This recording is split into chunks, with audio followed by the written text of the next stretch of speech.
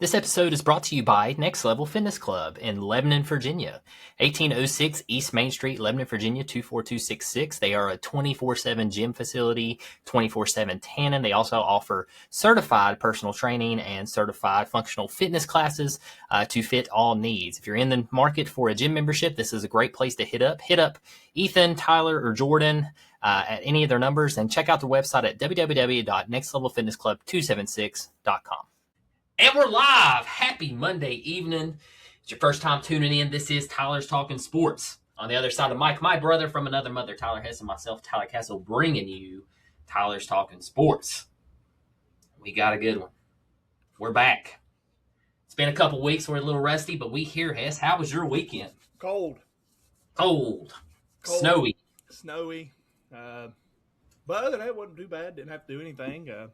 We got our basketball game out of the way early on, Thursday? Thursday against Tassel. Yep, moved it up, 4:30. I mean, probably could have played a little bit Friday. I mean, honestly, because for the bulk of the snow, didn't move into Saturday. But it didn't do much, man. Didn't have much. No football this weekend at all. You know, That sucked. Didn't watch the Pro Bowl because that's boring now. They had no baseball. Watched a little college basketball.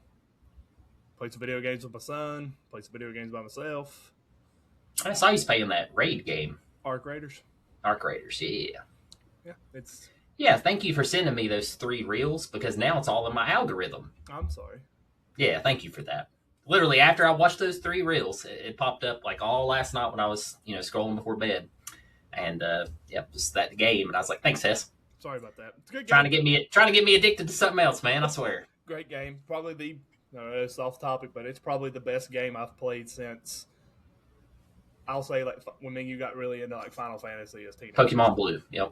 Sapphire. Yeah, it's up there. It's an incredible game. But anyway, other than that, man, didn't do much. Watched the snow fall, shoveled some snow several times. Gotta be careful doing that. Leaf blower. You know that's one of the highest ways people get heart attacks, shoveling snow. I just had this little patch here, and then I leaf blowed the vehicles off periodically, keep the snow off of them. Easier to defrost in the mornings. Yep. But yeah, man, didn't do much. What about you? Sounds about the same. Did some sleigh riding. Yeah. Did do that. Went up to the high school yesterday. Shout out to LHS. Used their heel in the facility. So yeah, did some sleigh riding. Got pulled around on a 4-wheeler in a sled. That was fun. Okay. So yeah, had a good time. About getting hurt?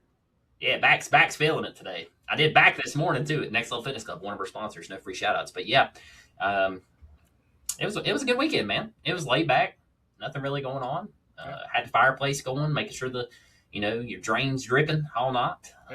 Water's flowing, so didn't lose power. It was a good weekend. It was bitterly cold this morning on the way to work. It was. We broke a record, coldest morning since 1971. Broke the record. 1971 it was 0. Yeah, February 2nd, and today it was -6. There was some places in Lebanon it was down to -13. Well, I sent you what my truck was reading. Yeah. And then when I drove past New People's, it was -13 as well. Yeah, it was. I don't think it was that cold, though. Well, because of here's our meteorology point of this whole thing.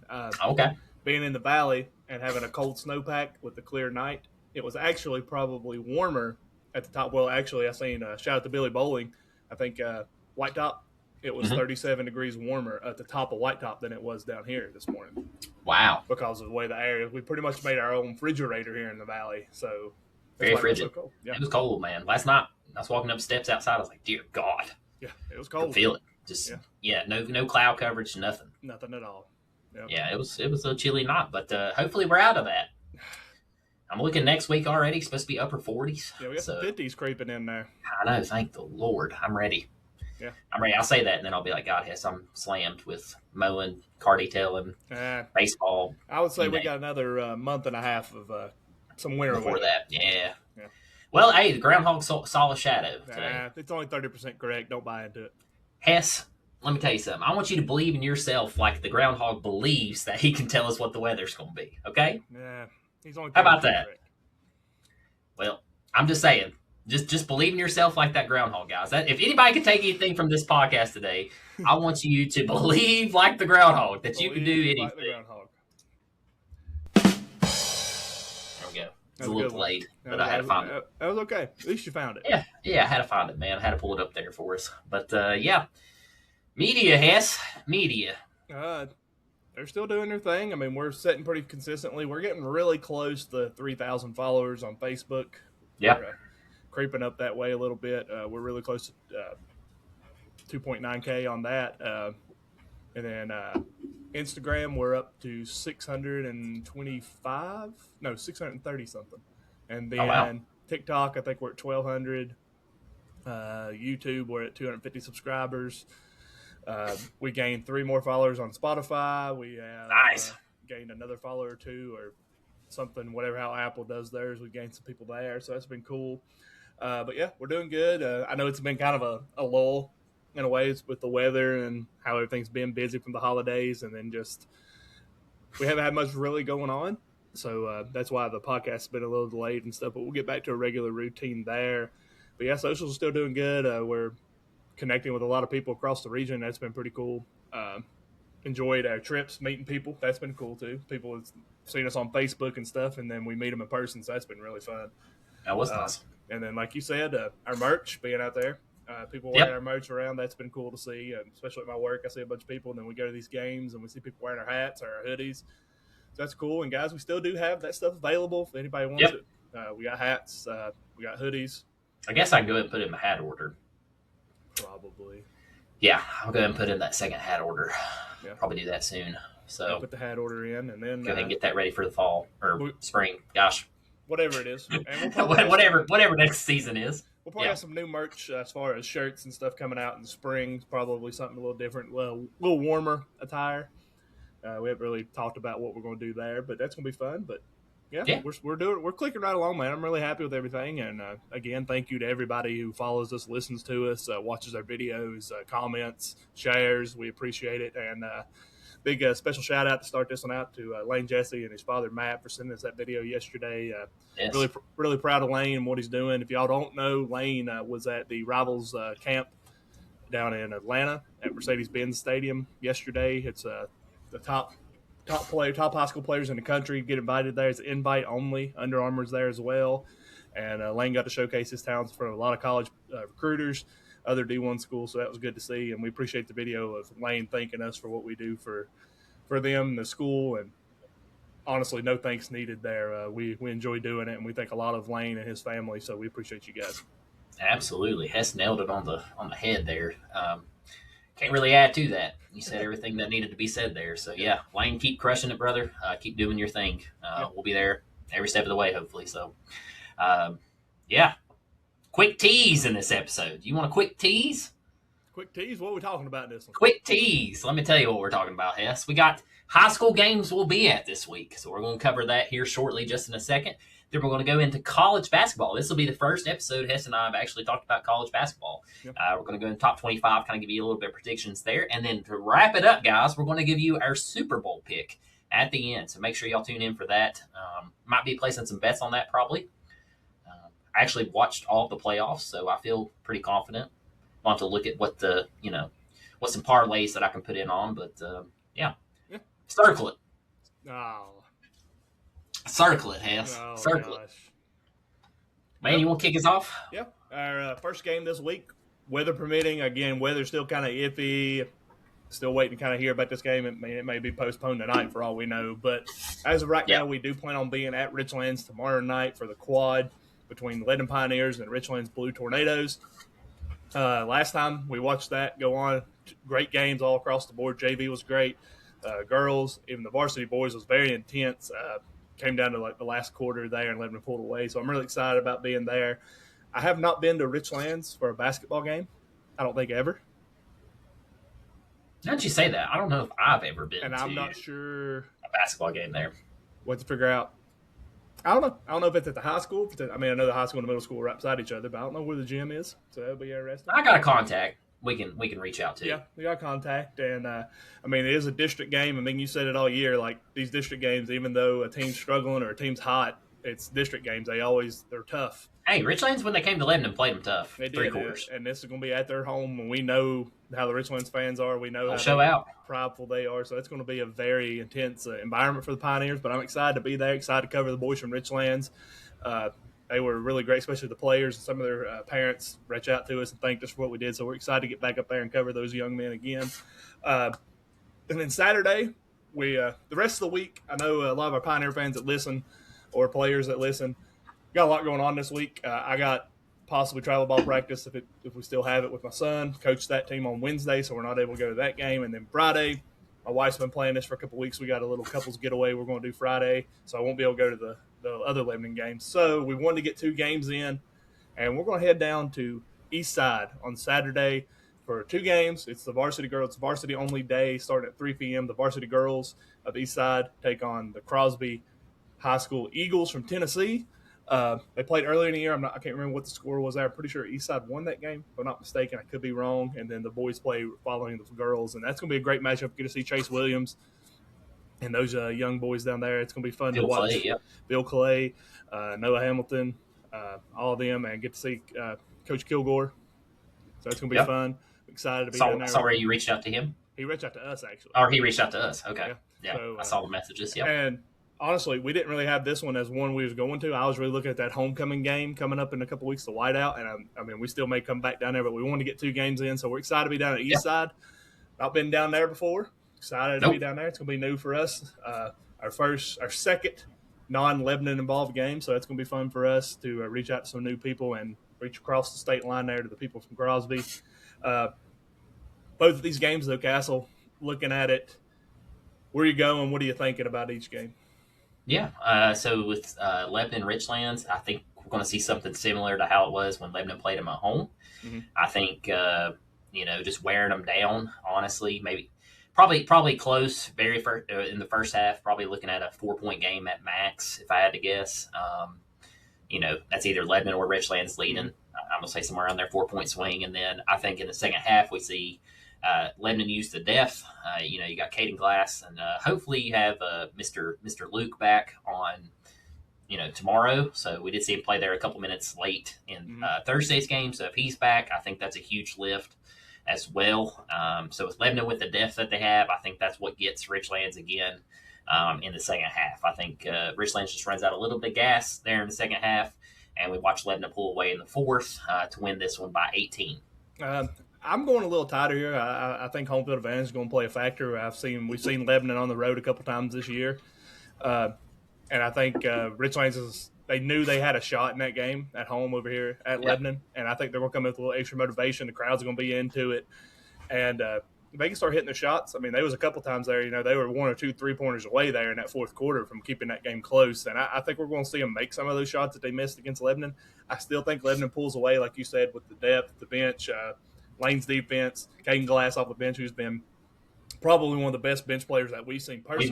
We've watched him like the last 4 games. He's improved tremendously. He's growing up before our eyes. I mean, that's the true thing there. And then, like you said, getting Luke back, that's another piece off that bench. I don't know. I don't know if he's 100% back, but he did get to play those last few minutes. So maybe I think just easing him into it, and hopefully get to see a couple more minutes out of him because we know Luke always brings that spark. And then I did mention Lane. If you were at the Tazewell game, he did go down with what looked like an ankle injury. I reached out to him. He's 100%, just tweaked it a little bit, and it was precautionary to keep him out the rest of that game. So he'll be back 100% in that game, so no worries with Lane. That's a key piece, yeah. And, the other X factor there, and we mentioned him a lot, Mike, hard to guard, inside, outside. What's Mike going to bring? Is he going to be driving it to the hole, or is he going to be shooting the threes? And then I think Jake Hilton's going to be a big key here. I mean, he's coming off season high 15 points against Tazewell. Look good. We've been waiting for that all year out of Jake. We've seen it. We know the potential's there. It's just like he was always just a half inch short on a shot or just a little too fast to the hole. But, I mean, his defense has been there all year, but now he's starting to get that offense going, and that's a key. If Lebanon can get that going, plus what we've been talking about coming off the bench, Lebanon's sitting pretty. But this is a big game for them. Yeah. I mean, we're, a week away. I mean, this is a big week for them. It starts they go on the road 3 games this week. They got at Virginia High Wednesday, at Marion Friday. Virginia High we know is down, but then Friday going to Marion. Marion played them really close in that game at home. Marion wasn't bad, You're on the road. You're going to their place, a little extra motivation there. And then I don't want to see Lebanon get caught ahead, looking ahead to what's coming up next Tuesday at home. Yeah, And I don't think they will. I don't think they will, but this is a I tough think stretch. Coach Boyd has them dialed in. They're ready tomorrow to play Richlands. Richlands tough. So. I would personally say outside of the tournament down at Wise, this is the most important stretch of the season for Lebanon because of so many road games. And you get to feel that hostile environment. You don't have the comforts of home. And if Lebanon can come out and just do their thing all week, it's a big uplifting moment, big momentum shift for them going into the final. They can go 3-0 this week, yeah. That'd be huge. Be really big, and then they got to. I mean, they want that Tuesday game against Graham to mean something, and that's a battle for the number 1 seed in the tournament, and you want to host the district tournament. So big week for Lebanon. But on the other side of it, I was wrong. I want to correct myself before we get into it. Eastside did lose to Crosby in overtime at Crosby earlier in the season. They lost 80-73 in OT. So this is going to be a big game. High scoring game. Again, I think it's just the same thing we've been talking about with Richlands here. Crosby's coming to Eastside on a Saturday. Eastside's played. I don't know. Not wild about Saturday games, but Eastside's played them. They done the Wise tournament. Yeah, I think they played 1 or 2 more throughout the year too. I don't know much. I think they played. I'm pretty sure the Crosby. I'm pretty sure it was a Saturday. It was a Saturday. I think it was either right before that tournament or right after. It was right after. Yep. But I mean, they're used to it. Crosby, I'm sure they're used to it. It should be a good game. I'm excited about being down there. We've been talking about being down there, so it's going to be great to be there. Eastside, I think they really need some motivation here. I feel like they've been kind of up and down at times, and I'm excited to see them get in a rhythm because we've seen the potential in that tournament down at Wise of what they can do. So I want to see that all come together and then make a good run here. Yeah, need a good game out of Chase Williams. I'll just go ahead and say it. Need him to kind of light it up like he did down there at that Wise tournament. If we can see something like that, I think Eastside can win this game. Yeah. It's definitely going to be tough, though. Crosby's no slouch. Like I said, they beat him in overtime, 80-73. So, and a pretty good little squad from what I've read at Crosby. So, yeah, definitely a tough matchup. But I think also, too, I'm going to kind of reference what you did with Richlands and Lebanon coming to Eastside, having your home base. You know, that always plays a little bit of a favor, whether you like it or not. So, give me Eastside. Close. Eastside by 6. Yeah, I like that. And I mean, Eastside's really only got 4. They're 4-0 in district play in the Cumberland. They're leading the Cumberland as far as I know. They're 11-4 overall. They did go on a 3-game lose streak. They lost to Floyd Central Union. That was in the Wise tournament. And then they did play Crosby immediately after that. They lost to them. But since then, they have won 1, 2, 3, 4, 5, 6. I think they beat Thomas Walker. That game got rescheduled. But they've won 6 out of their last 8 games. They lost to Ridgeview in their last game 53-51. Ouch. And that was at home. That was a home game for them. So it's going to be interesting to see what happens there. Actually, it's a bit tough match. They got I really do think the X factor is Chase Williams in that one. I'm just going to say it. Yeah, they got J.I. Burton tonight or tomorrow. Then they got Grundy. And then they got Castlewood on Friday at Castlewood. And then they got Crosby on Saturday. So it's a big week for Eastside. Is that 4? 4 games? 4 games this week. J.I. Burton. They're going to have their hands full. They go to Grundy or play at home? At Grundy, at Castlewood. And then they got J.I. Burton at home and Crosby at home. Ethan McClanahan could have a game against him. That's at home, so very good player there at Grundy. So yeah, absolutely. So it's going to be interesting to see how that one goes. We'll have to keep up with hopefully, is David going to yeah, I'm sure David will be there. David Stout. Okay, so hopefully, we get all the stats for that. So want to give a shout out to him for sure. That we definitely. If you are looking to replace a vehicle for a newer or more reliable vehicle, there is no better person to see than Brian Long at Wallace Imports of Bristol, Tennessee. He puts his customers first and really cares about helping achieve your dreams of a new car. Wallace Import has 3 new car brands in VW, Kia, and Subaru with over 200 pre-owned vehicles. If you're looking for something specific, good chance he has it. Good credit, bad credit, or no credit, he will do everything he can to get you and your family in a newer, more reliable vehicle. Contact him at 540-355-9921 to schedule an appointment or come see him at 320 Volunteer Parkway in Bristol, Tennessee. Let him know that Tylers sent you. Definitely appreciate that tremendously. Yeah, absolutely. So hopefully we can keep up with it through the week, and that way we know Saturday what we're going into. Yeah. Shoot, get choked up down here, Res. Yeah. But, hey, basketball, don't stop dribbling here with the high school sports. We're going to move on to college basketball. Again, like Castle noted at the beginning, we haven't covered it all year because we just had a lot of high school going on. We've had a lot of college football going on. But But right now, as of today, your updated AP top 25. I got the top 10 here, and I got one other team I want to mention. And I do have the top 25 available. We can go through that. But right now, your number one team, undefeated Arizona Wildcats. Number 2, UConn. Number 3, moving up in the poll, Michigan Wolverines. They did not move. Sorry, it was Michigan State that changed. And then Duke at 4. Those 4 have stayed there for the last couple of weeks. Then you got a big mover, Illinois Fighting Illini, moved up 3 spots to number 5. Gonzaga sitting at 6. I feel like Gonzaga's always in the top 10. Gonzaga's good, man. Mark Few, great coach. Iowa State 7. Houston Cougars up to 8. The big fall this week was the Nebraska Cornhuskers. They fell from 5th to 9, and then Michigan State, they also fell from, I think, 6th to 10. Nebraska, so, that was their first loss, right? Against Michigan? That was their first loss. It was 19-0 or 20-0, something like that. They may have lost another one this week. Might have to drop to 9. Yeah, because they were up to 3rd, 4th. Yep.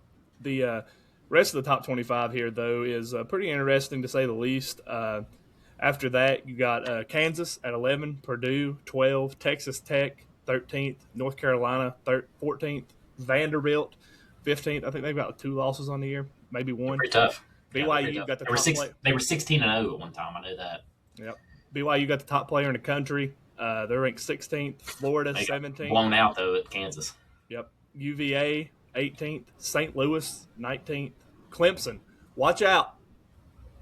They could be a team to make a run. They have only got 4 losses and 1 ACC loss right now. They're 1 game behind Duke in the ACC. Where's UVA at? Did you say UVA? UVA's 18th.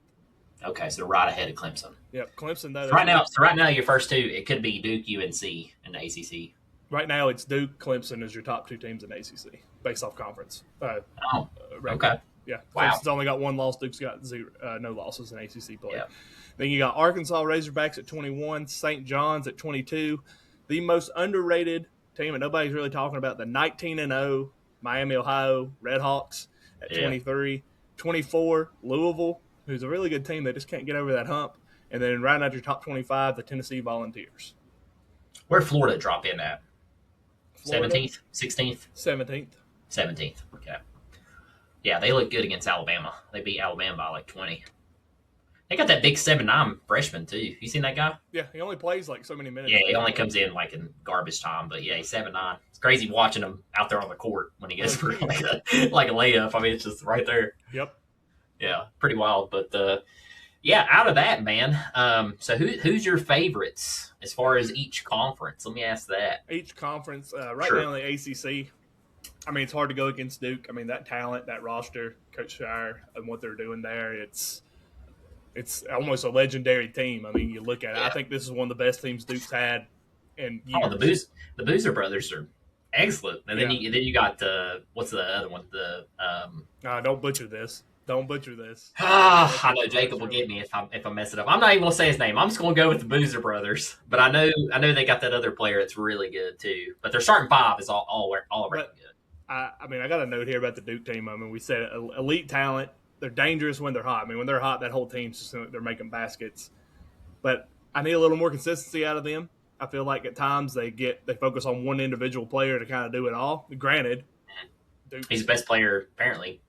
He's going to be draft number 1. So, but I mean, you can't do that come tournament time. I mean, it's hard to focus on. Oh yeah, I agree. That's what I need 2 or 3. I don't need just one player. I feel like, and I'm not saying Duke does it all the time. I think there's just stretches during games where it's like some of the team takes a break and then they just focus on one player to kind of do it all, and that's a variety of players. Like I'm not saying. I'll just be honest. I think Duke's the best team this year.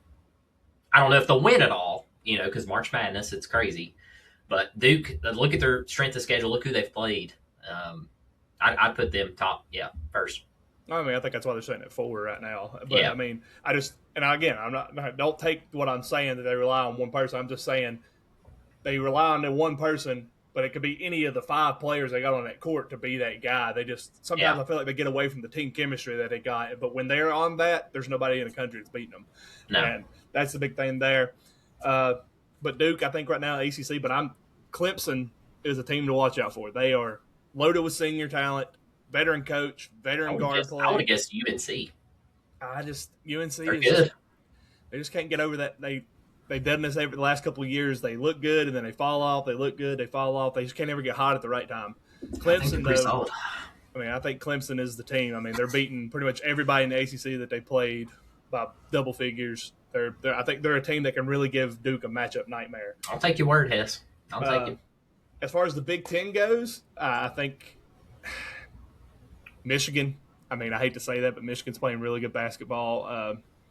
They beat Michigan State this week. That was a big win. They beat Nebraska. They beat Nebraska. Nebraska, the jury was still kind of out with Nebraska. It's like, were they really that good? I think so. Or are they just playing with the?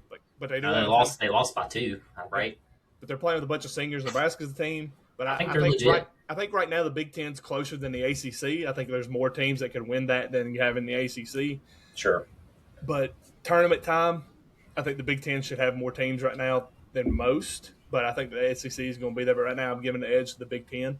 As far as the Pac-12, or not Pac-12, the Big 12, yeah, because Pac-12 don't exist anymore, Arizona. Yeah. Arizona's dominate. But I think Iowa, I talked about them last year. I'm talking about them again. I think they could have a say in that as well. BYU, they get hot. They could have a say in that. Houston, I mean, the Big 12 is loaded with teams. Texas Tech, another team there in the Big 12. I mean, they're a very loaded conference too. They're very equivalent to the Big 10. Big East, that's UConn. But watch out for St. Louis. St. Louis could get hot and do some things there. And then SEC. SEC. That's really one I wanted to ask you on. Like, who the heck do you choose in SEC? Vandy? Do you choose Vandy? I mean, I don't know. I'm gonna say this. I think the entire SEC sucks. It's a coin flip with the SEC. 1 week you're like, man, Florida's beating everybody. Then they drop off. Tennessee's looking good. They drop Georgia. Alabama. Arkansas. Look at Alabama. They've lost like 3 in a row. Yeah. All right. They looked like world beaters a couple weeks back. I think this year, honestly, right now, I think it's Big 10, Big 12, ACC, SEC. I think that's your best. Yeah. That's how you rank them. And that's nothing against the teams that are top teams in those conferences. I'd almost put the ACC up there. They got some good teams. But, I mean, there's 6 Big 12 teams ranked. There's 5 or 6 Big 10 teams ranked. The ACC's got Duke, UNC, UVA, Louisville, and Clemson. So they got 5 too. So, yeah. But the Big Ten's got Illinois. Illinois sitting there. I think that's 6. I think that's 6 teams they got ranked. But I also think it seems like every year, like last year, we knew it was SEC, ACC dominant. Like it looked like that's how it was shaping up. Yeah. But now this year, I feel like there's so much parity throughout college basketball that this could be the year that you see that mid-major team, that Miami, Ohio team, that VCU team from years back. St. Louis. Florida Gulf Coast, like that type of team make a run, because I feel like the parity in college basketball is at an all-time high this year. Granted, there is those elite teams, but they're all going to catch that one speed bump, and it's going to be how do they overcome that. And I think this year's the year you see upsets, and I think you see these teams that people don't expect, or we find out that there's actually a team located in the middle of nowhere that has a good basketball team. I think you're going to see that this year with college basketball. Yeah, I don't know what's up with the SEC, man. I can't get a read on it at all. And I was going to ask you that. That's what really. I mean, I'm same with you on like all the other conferences. It's kind of straightforward answer. Besides Big 12, Big 12 is kind of up in question. I mean, right now, the Big 12's got Arizona, Iowa State, Houston. Yeah, but Arizona really hasn't. I mean, pull up their schedule real quick. I don't want to misspeak on this, but I don't think they've really shown me that they can be number one. I mean, you look at UConn or Michigan or Duke. I mean, those 3 have played some squads, man. I mean, Arizona might be all right. I don't know. Arizona beat Florida. First game. Yeah, how good is Florida? 93-87 at Florida. They beat UConn 71-67. They beat Alabama 96-75. Auburn 97-68. I don't even consider those big wins, though. UConn. And I mean, out of those, I consider UConn. They beat BYU 86-83. They got Kansas coming up in a couple weeks. Texas. They got Slate. Arizona at Kansas, then Texas Tech to them, BYU to them. Then they go to Houston. They play 5 straight games against top-ranked teams. All right, we'll see what they got. Then they got 1 day off against Baylor. Then they go right back to that same gauntlet and finish out with Colorado. But, I mean, I think you can say the same thing about Duke's schedule. No. They played Arizona. Go look. Go look at the beginning of the season. Their schedule is no different, really, as far as talent wise or team wise that Arizona's played. So they played Arizona. That was their big game at the beginning of the year. Granted, they did beat Arizona. Yeah. But see, Duke starting out the year, they beat Maine, Army, lost to. Let's see, no, that was last year. Sorry, I'm looking at last year's schedule. I was going to say, I could have sworn, man, that Duke had a lot of ranked games there in the beginning. I could be wrong, but I think they played at MSG too, and they played a tough tournament up there that they always do. Here we go. Beat Michigan Kansas State, 78-66. They beat Army 114-59. They beat Indiana State. They played Niagara, Howard. They beat Arkansas 80-71. Beat Florida by 1. Beat Michigan State by 6. That's big, man. Texas Tech beat them 82-81. At They should have Duke, won that game. Yeah. squeaked by Georgia Tech by 6. Squeaked by Florida State by 4. Beat Louisville 84-73. Squeaked by SMU by 6. Okay, maybe not. Beat the brakes off Stanford by 30. Beat the brakes off of Wake Forest by 30. Beat the absolute tarnation out of Louisville 83-52. And beat Tech last Saturday 72-58. They got Boston College tomorrow night, and then February 7th, Saturday at 6:30, they go to UNC. And then they got Clemson on the following Saturday at Duke. We'll see what they got, but they also got Michigan. I guess the way I'm looking at Duke right now is the way they're playing right now. Oh yeah, I absolutely agree with you there. Yeah, let me say that. This is interesting though. They got a non-conference matchup on February 21st at 6:30. Michigan comes to Duke. Ooh, in the middle of the ACC schedule. Nice. That's interesting. So I mean, that's what I was kind of saying. Like them and Arizona have kind of played the same schedule as far as ranked opponents. But as far as like who would I take right now, I'm gonna take Duke over Arizona. All right. With that being said, who's your most overrated team? I'll go Florida. Anybody in the SEC, honestly. I think they're all frauds. If I had to say, I'm going to say Gonzaga. Sure. I don't know, though. Mark Few's a great coach. He is, but I feel like it's every year they're there and they just can't ever do much with it. Finish it, yeah. Yeah. But if you don't say Gonzaga, I mean, if I made that's an easy answer. I'm going to go Vanderbilt. I don't want to say BYU. They were way down against Kansas there for a while. They were down by 20 at half. Yeah, but I think Vandy's the more. The team that's turned it around that had a rough patch there is Kansas. I think Kansas is turning it around. Unfortunately, I think Bill Self's got that team in the right direction. So let's see. BYU's last 5 games. They lost to Texas Tech 84-71. They beat Utah 91-78. Lost to Arizona 86-83. Lost to Kansas 90-82.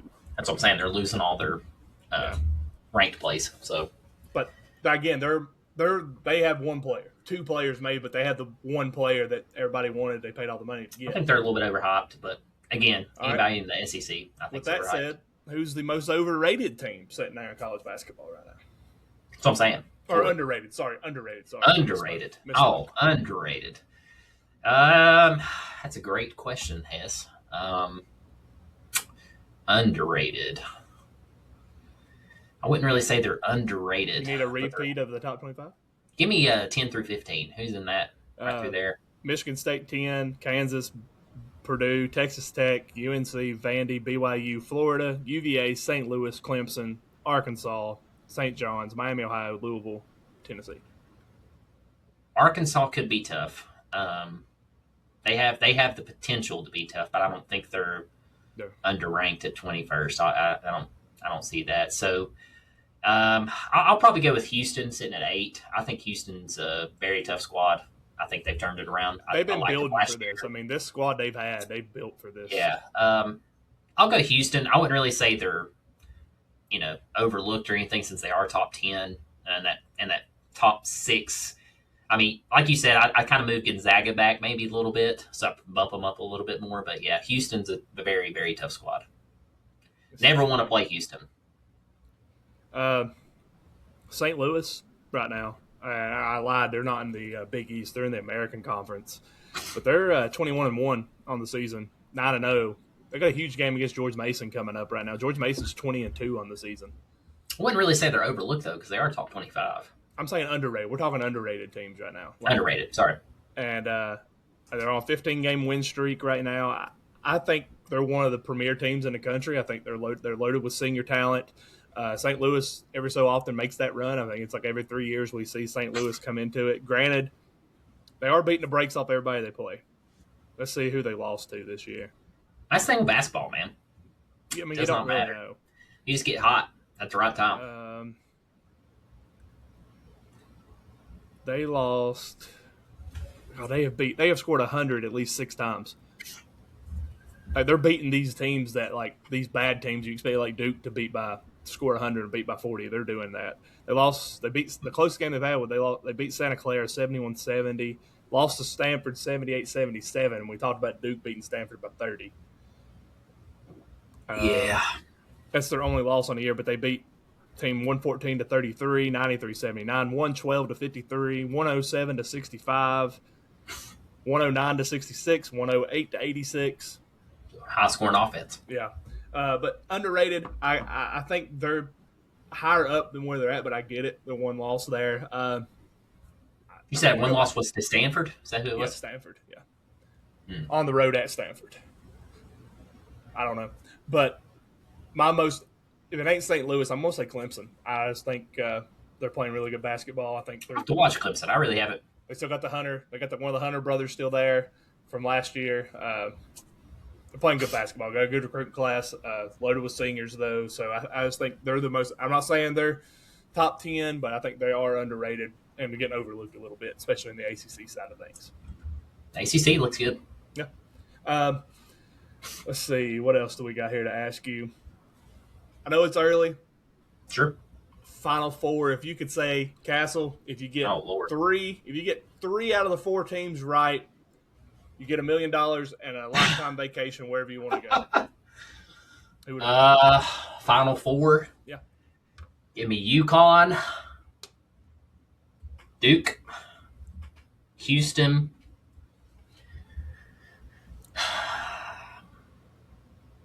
Michigan. You said Duke, UConn, Michigan, and Houston. Mm-hmm. I'm going to go Arizona because I think they're going to have an easy bracket. I don't believe in Coach Hurley. We know this never happens, but those will all be like 1 seeds probably, so it'll never happen. I'm going to go Arizona, Illinois,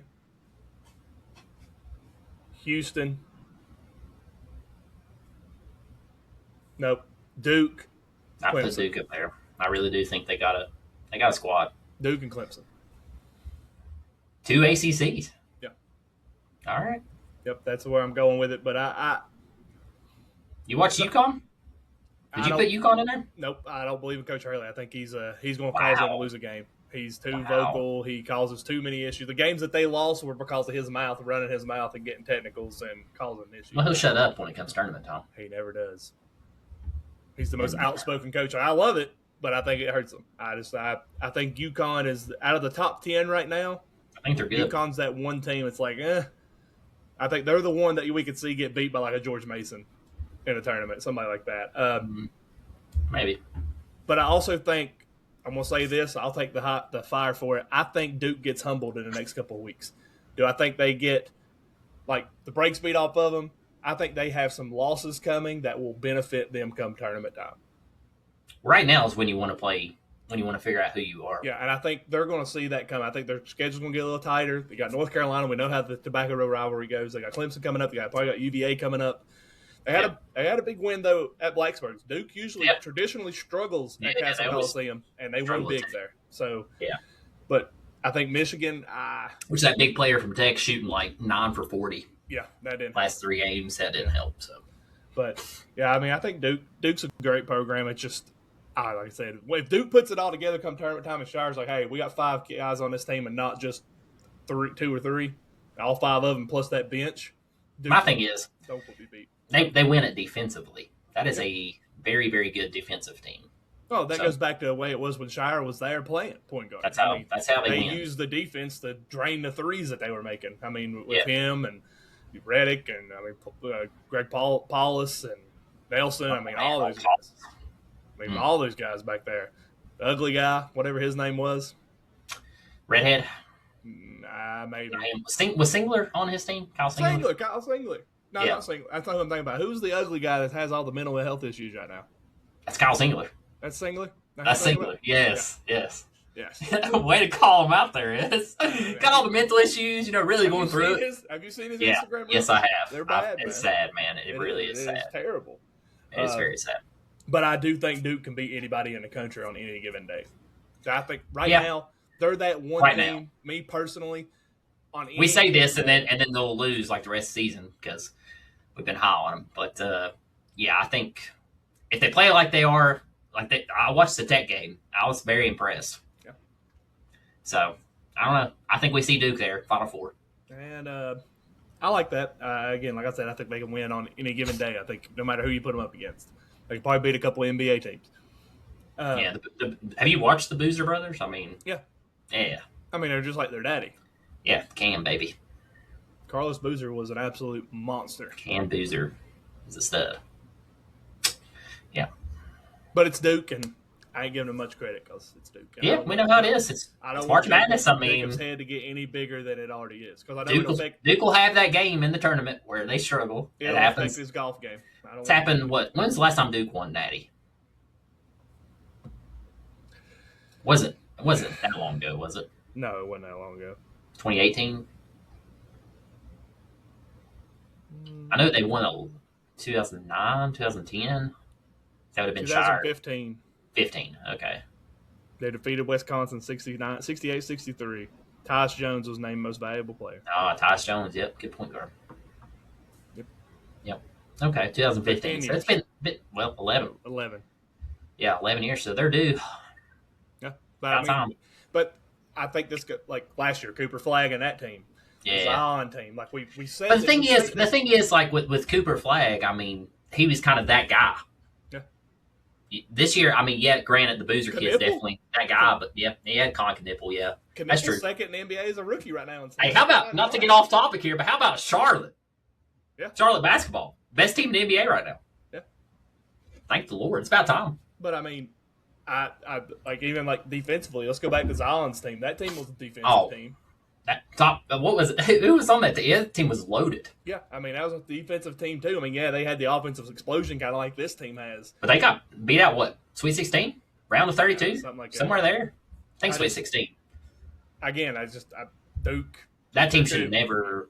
They might have made it to Elite Eight, but that team should have never lost. Like you said, they're due.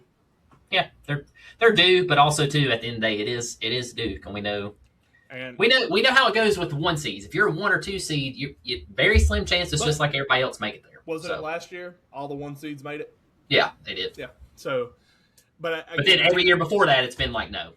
But I think this year though, there's just so much parity in college basketball. I think we just see a mixed bag of things. I think I'm calling this tournament the Jelly Bean tournament because you just don't know what you're going to get out of it when you put your hand down in it. Is it kind of like the Harry Potter Jelly Beans? Remember those? No, those are vomit.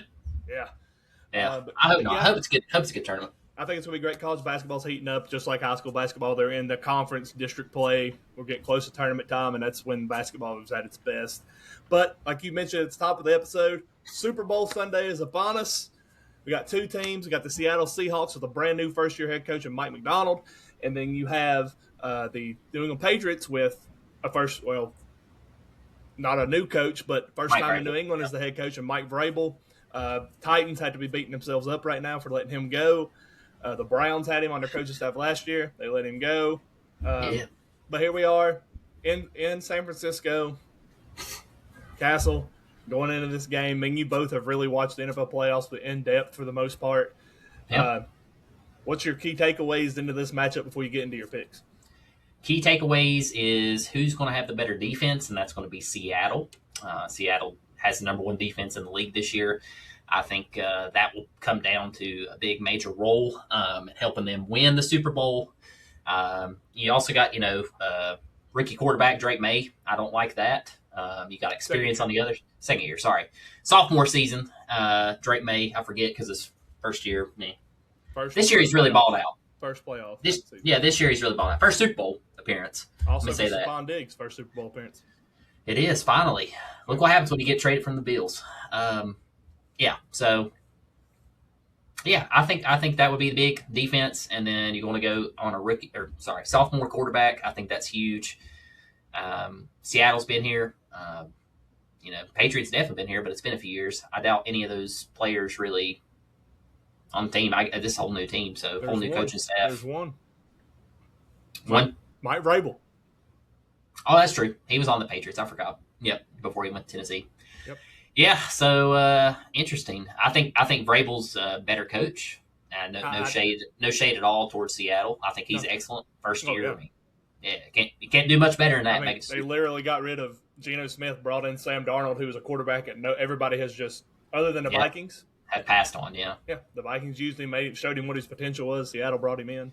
I mean, honestly, I hate to say it, but I trust Drake May more than Sam Darnold. Whatever you think about it. But Darnold's just done what he had to do this year. That defense is what's winning them games. But I mean, Darnold statistically is a top 7 quarterback this year. Yeah, he's not bad. He's over Jackson Smith, and Jigba has been an absolute stud. He's the number 1 wide receiver in the NFL this year. They have a 2-headed monster with Kenneth Walker and can't remember the guy's other name. I'm drawing a blank, but he has a weird last name, kind of French. Darnold is taking care of the football. That's been key to Seattle's offense. And Jigba has caught a touchdown in every game but one this year. He's had over 100 yards receiving in every game but 2. He's a stud. Think about this. I want to give my pick real quick. Hold on. Okay. Jigba would still be at Ohio State with Marvin Harrison Jr., Carnell Tate. Wow. And not Ryan Williams, other guy. Other big receiver for Ohio State. Jeremiah Smith. That would be your 4 receivers right now at Ohio State. Dear Lord. It's insane. That's wide receiver you at Ohio State. That is absolutely is. Every year, man. Yeah, get your pick out there. Yeah, so with all that being said, I do like Seattle. It's also on the West Coast, so you got Patriots traveling across. Anytime there's a statistic on that, you can look it up. I'm pretty sure it's like the odds are favored heavy for whichever team is not traveling, switching time zones. Mm-hmm. So I think that's going to play a little bit of a role, whether you like it or not. I think it does. So yeah, give me Seattle in a tight one. I think we're going to see some great defense. I think we're going to see some crazy plays. Probably might see some trickery from the Patriots with Drake May. I definitely think we'll see something there. Patriots struggled against the Broncos, but they did find a way to win. That game, can't really count that game in my opinion because it kind of ended once the snow started. He just had to run the ball. So, give me Seattle. Close one, like I said, 27-24. I like the score. The Patriots, I think, head coach experience. I think Vrabel's there. I mean, he was in the AFC Championship game a couple years ago with Tennessee. He's played in the Super Bowl. He's been under Belichick and that regime, the Patriot way, as they like to call it up there in New England. I think that's a key. I think the Patriots' defense is very underrated. I think a lot of people have looked at their schedule and said, look at the quarterbacks they played, and I get it. I mean, AFC Championship game, nothing against Jarrett Stidham, but like you said, the snow really played a factor in that game, and the Patriots, whoever was probably up. So it's why you should have kicked the field goal. I won't even talk about it, man. But I think whoever was up at that point when that snow hit, that's who was going to win that game just because of the way that weather was coming in. Because I don't think they prepared for it. They were calling for Florida. And let me just be honest. Before that weather really broke right there and y'all missed that 46-yard field goal to tie it, just think about that. I seriously think the Broncos win that game if the weather didn't happen. I do too, but I mean, you can't. It is what it is. That's part of playing football. And the Patriots are going to face the same defense, pretty much. You are, and I think they got one of the best defensive lines in the country. You got Quinnen Williams, who's an absolute stud. They got from the Jets, another castaway the Jets had. Sam Darnold, I think the last 2 years with the Vikings, he balled out, and the Vikings said, "We got J.J. McCarthy. Thank you for your service. We don't need you anymore." He signs that huge deal with Seattle, and literally has continued this 3-season streak of being one of the best quarterbacks in the NFL on efficiency and passing yards. Jackson Smith and Jigba, that defense. I think we're very easily looking at like a 7-0, 7-10 halftime score, and I think we end up being around the 28-27 type kind of game. And I think the Seattle Seahawks get revenge on the Patriots for the game they should have ran, where they should have handed off to Marshawn Lynch. I think they get revenge on that. And I think we see Seattle win 5 field goal last seconds of the game-winning field goal by Jake Myers. I think he hits a game winner and wins the game for Seattle. And I'm not sure. I could be wrong. I think this will be the first time in NFL history a first-year coach wins a Super Bowl in his first year as a head coach somewhere. That's right. Might be wrong there. I don't know 100%. But I think that's definitely going to be up there. But, yeah, I think it's going to be a close game. Give me Seattle. So we're both taking Seattle. Yep, taking Seattle. Seattle. I think the experience, I think Sam Darnold, his veteran experience being in the league, being through everything he's been through, the coach, the defense for the Seahawks is ferocious. And I think playing, not having to really move much, just go down the coast a little bit, I think that plays a factor just a little bit. And I just think the Patriots are almost there. I think Vrabel's doing great. Drake May, this will be a great experience for him. But he wins this game, he's going to be called the next Tom Brady, so we'll see what happens there. But, yeah, give me the Seattle in that game. It's going to be a great score, great game, it's going to be a great close game. Yep. And as far as commercials go, I don't care. Castle left me, so I don't even really know what to talk about to wrap this episode up. To recap what we're going to be doing this week, guys, if you have just joined us or maybe you fast-forwarded through something, tomorrow night we'll be in Richlands. Saturday we'll be at Eastside. College basketball, it's heating up, getting close to district conference tournaments. Super Bowl Sunday, be ready for that one. Thank you to everybody that listens to us. I'll speak on Castle's behalf. Thank you guys for everything that you do for us. You all are the best. See y'all on the Flippity Flip. Be sure you like, share, and invite everybody that you know to our Facebook page. Y'all have a great week. We'll be back with you in a couple days. This episode is brought to you by Little's Lawn Care. Little's Lawn Care is the all-you-need lawn care people. You need your yard mowed. You need your leaves blowed out of your yard. You need your gutters cleaned out. Contact Little's Lawn Care at 276-698-5104. Again, that number is 276-698-5104. You can text them and you can call him. His name is Brandon Little. He's an incredible person, and be sure you let him know that the Tyler sent you.